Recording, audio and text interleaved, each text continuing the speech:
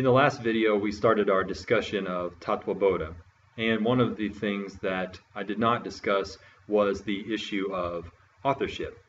Now, usually the text Tattva Bodha is attributed to Shankara, and Shankara is almost universally accepted as being the greatest teacher of Vedanta of all time. Now, it's not that Shankara invented Vedanta. He himself says that he is a link in the chain of the tradition and gives credit to his own teacher. Okay, so he didn't invent Vedanta because Shankara had a teacher named Govindapada, and Govindapada has a well-known teacher named Gaudapada, and Gaudapada himself refers to the Vedanta tradition existing before him.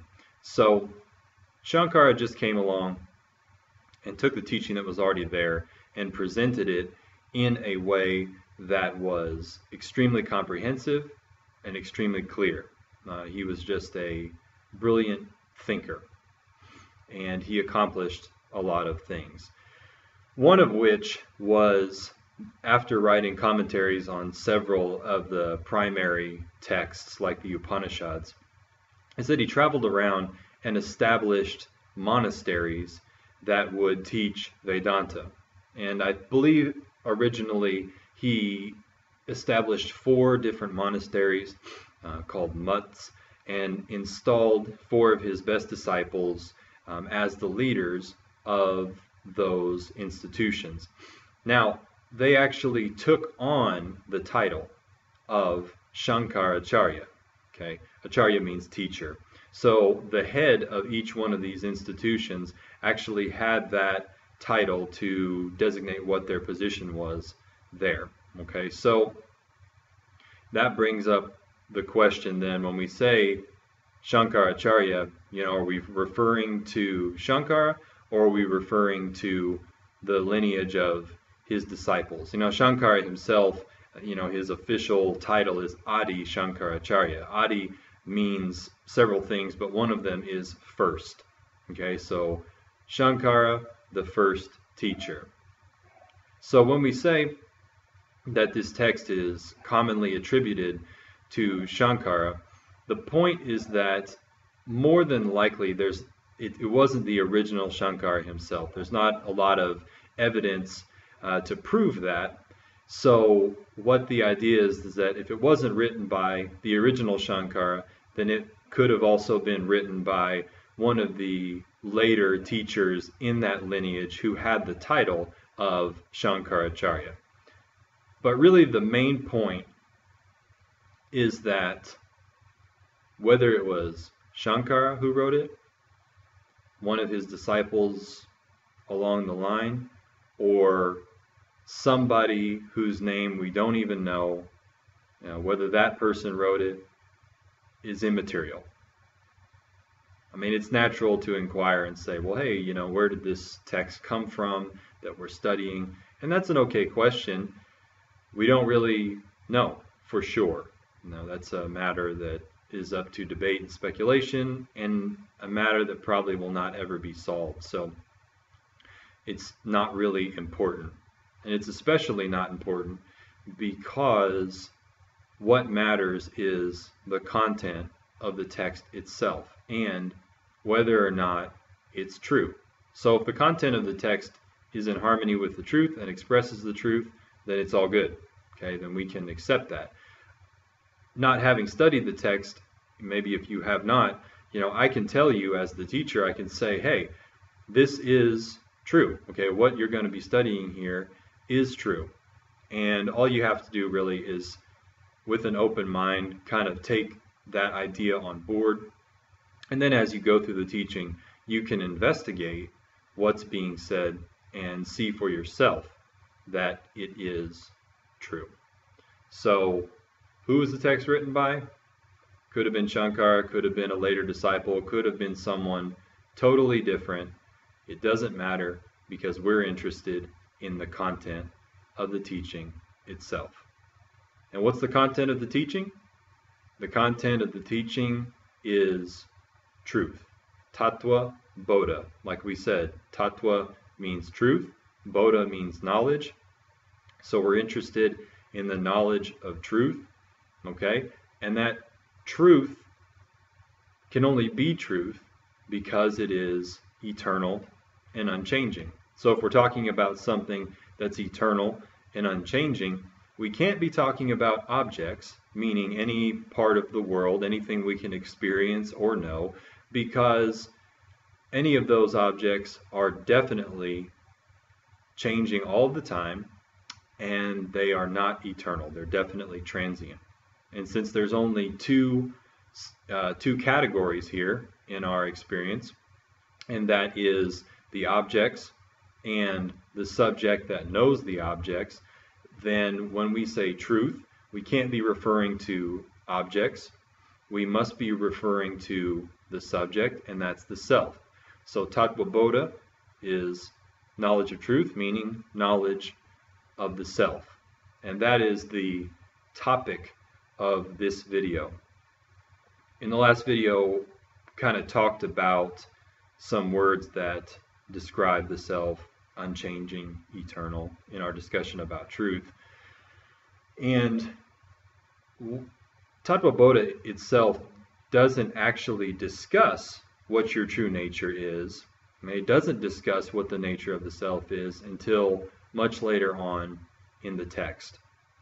So I'm going to deviate on the order just a little bit here and talk more about the nature of the self now, because I think it's helpful to get an idea or get an overview to put the teaching in context. Because later on in the teaching, when it says, this text is to help people realize the self, it's like, well, what is the self that you're realizing? This text helps you to realize the self by making a distinction between what is the self and what is not the self, okay? So we're talking about discriminating between those two things. Might as well tell you what the self is up front. Now, even doing so, it may not make sense. And we may kind of cover these things in general terms. We'll just kind of see how it unfolds. Because later on in the text, it will talk about this topic again. Okay, so we're going to just tell you what you really are. And even though that may not make sense to you, then it's okay, because the text is actually going to help you figure out why that's true. Okay, if we tell you that you're eternal and unchanging, that may not seem like the case, because it may seem, your experience may tell you that you're not eternal and you're not unchanging. So that's why we need the teaching itself. And I'm not, even though I said I'm deviating from the order, I'm not really deviating from the tradition, because you can see this style laid out in other Vedanta texts like the Bhagavad Gita. In that text, Arjuna is standing there with his teacher Krishna, and he's trying to figure out basically the meaning of his existence, the meaning of his life, what he really is. And Krishna just goes ahead and hits him with both barrels and just tells him right off the bat what his true nature is.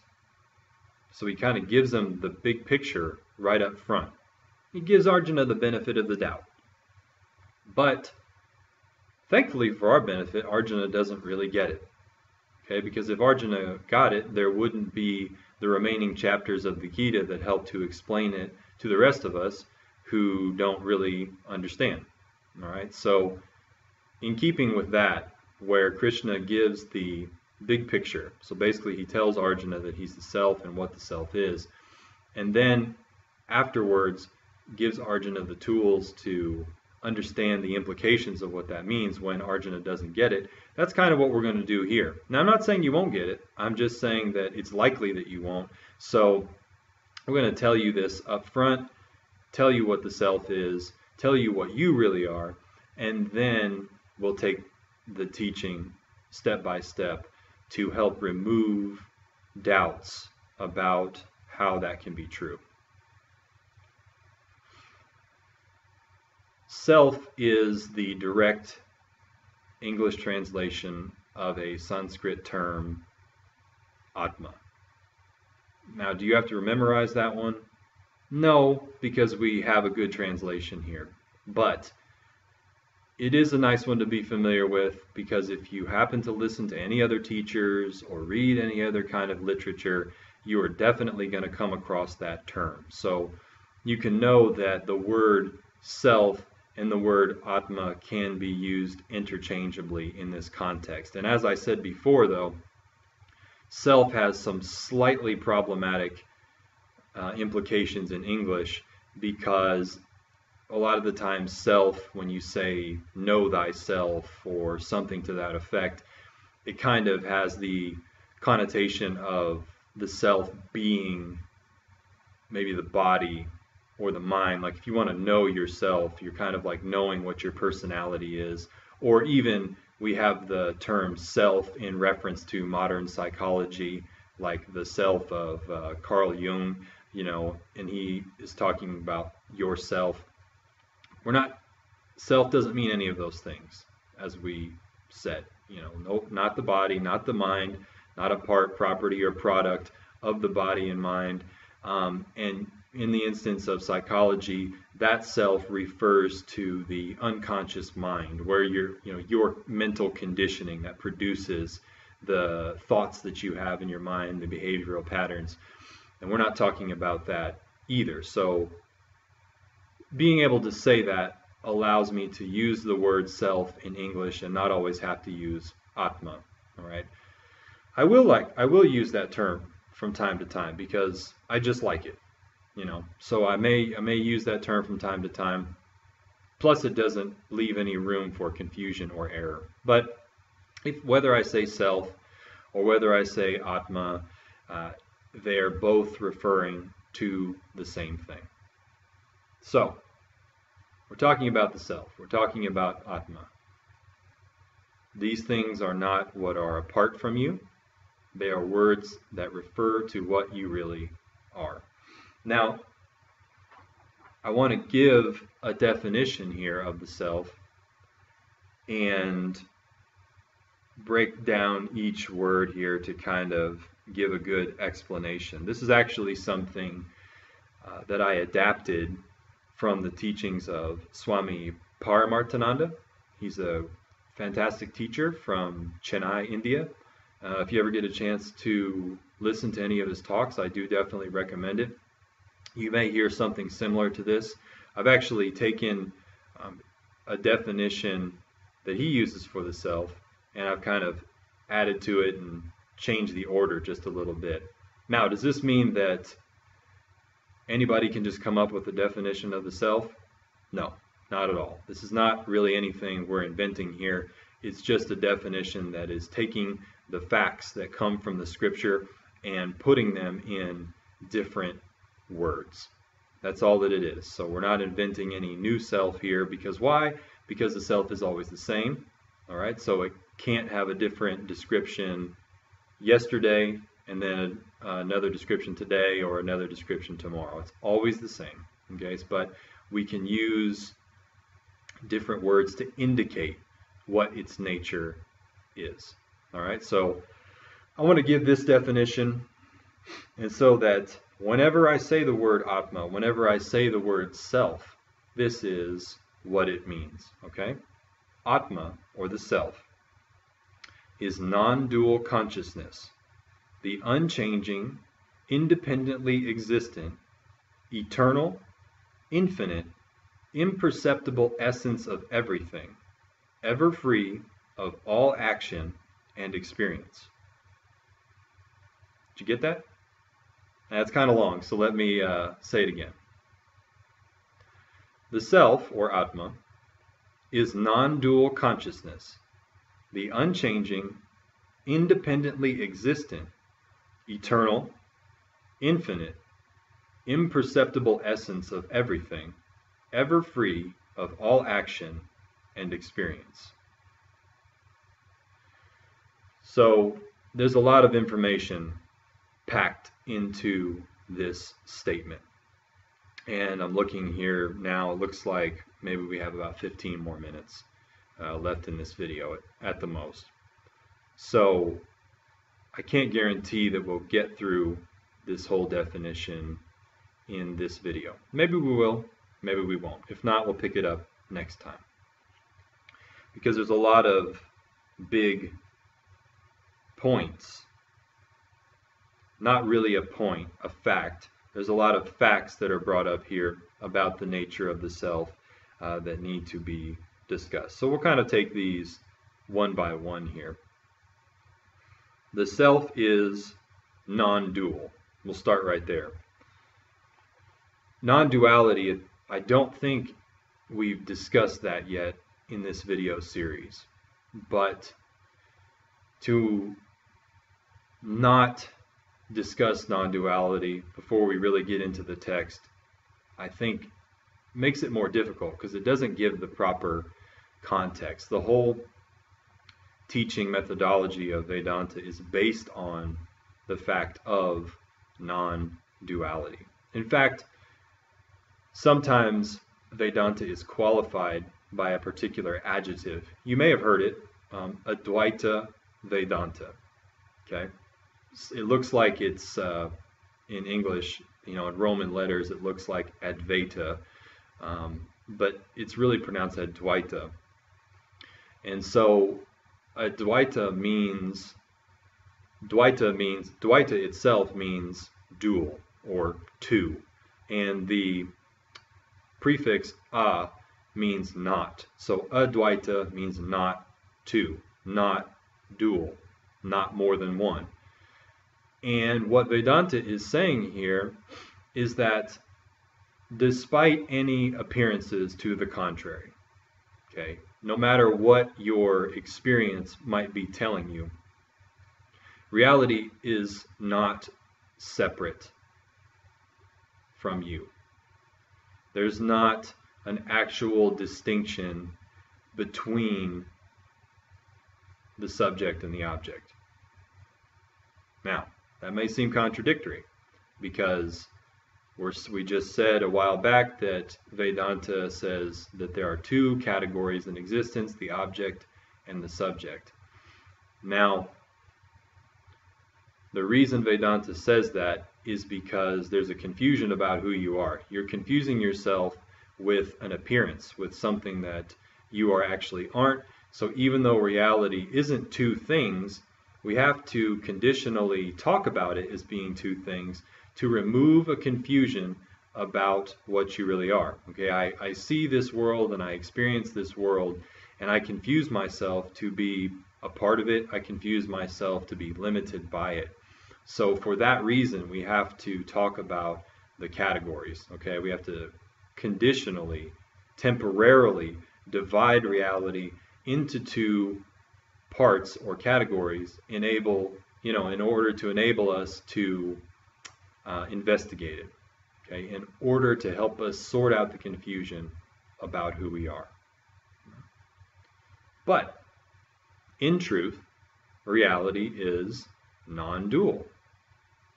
Even though it looks otherwise, all that is at any time is just the self. And further along in the definition, it says the self is non-dual consciousness. All right, so I'm going to use that real quick here. Let's do a little analysis. This is a analysis that my own teacher likes to use quite often, and I think it's very effective. And it shows you that despite what you experience, reality actually is non-dual. All right, so you ask yourself, where am I experiencing objects? So take this computer, whatever you're looking at right now, a computer, your phone, or something like that, and say, where do I experience this video? Now, taking things at face value, it seems like you're over here and the video is over there, right? But can you find a video apart from your thought of it? Okay, are you experiencing the video, or are you experiencing your thought of the video? Think about that for a minute. And when you do, you can say, okay, well, I'm experiencing a thought of this video. Now, where does this thought exist? And if you want to back up real quick, you know, and say, well, wait a minute, no, there's an objective video out there somewhere. There's a computer out there that's separate from my thought of it. But the proof, the burden of proof is on you, because I mean, if you can demonstrate an object apart from your thought of it, well, then I'd be pretty impressed, you know, I'd be blown away, because it's not even possible. Okay, anytime you point to something and say there is this, there is that, there is nothing there apart from your thought of it. Okay, so they're one and the same. Now, how do you know the thought? Well, the thought appears in your mind. All right, is there any division between your thought and the mind? No, there isn't. I mean, can you separate the two? Is there like a space? Is there a gap? Can you like peel them apart from each other? Okay, I've got this thought of this video right now, and now I'm going to like peel my mind away from it, and then there'll be this thought, and then there'll be my mind. There isn't. There's no space. There's actually no difference. They're non-different. They are one. The mind and the thought are one. The mind takes the shape of the thought. The thought is made out of the mind. They are one thing. So that leaves only one other question, and that is, okay, well, if the object and the thought are one thing, and if the thought and the mind are one thing, if we've collapsed all of those together and we can see that they're one thing, well, how do I know this one thing? How can I say that my mind is even there? Because I know it. I know my mind. In other words, I am conscious of the mind, or I am the consciousness that knows the mind. Now, is there a gap or a space between your mind and the consciousness that knows it? Can you separate the two? Can you possibly experience your mind at any time without consciousness? No. Okay? To have an experience of the mind, consciousness has to be present. And if you investigate your experience, can you separate the two? You can't. The mind is made out of the consciousness. They're non-separate. So when it seems like, because of the way that your mind and perception models or molds your experience, okay, the way that it presents it to you, because of that, it does seem like there's something separate. But when you investigate it, what you see is that all you're experiencing at any time is consciousness. The object and the thought are one. The thought and the mind, when you investigate them, are one. And then when you ask how you know the mind, you say because of consciousness.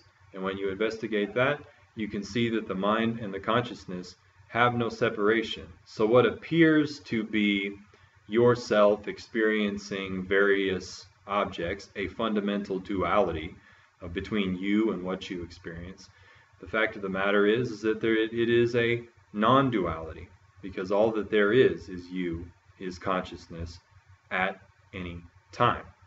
Right? There's no experience apart from consciousness at all, and you cannot separate the two. Okay? So that is the meaning of non-dual. What Vedanta is saying is that no matter what, at any time, everything is the self. Okay, now notice, I didn't say that the self is everything. And that is a point that's very complicated and will be taken up later on in the text. But what we're saying is that everything is the self. At any time, all that there is ever the self. And the nature of that self, one of its aspects, is consciousness. Okay, that's the first part of the definition. The self is non-dual consciousness. So all that there is the self, and the nature of that self is consciousness. So that's just the first part of it. We've got a long ways to go, but it looks like, I'm looking here, it looks like our time is coming to a close. So come back next time in the next video, and we will continue the analysis of the statement that the self is non-dual consciousness, the unchanging, independently existent, eternal, infinite, imperceptible essence of everything, ever free of all action and experience. See you next time. Bhaja Govindam, Bhaja Govindam.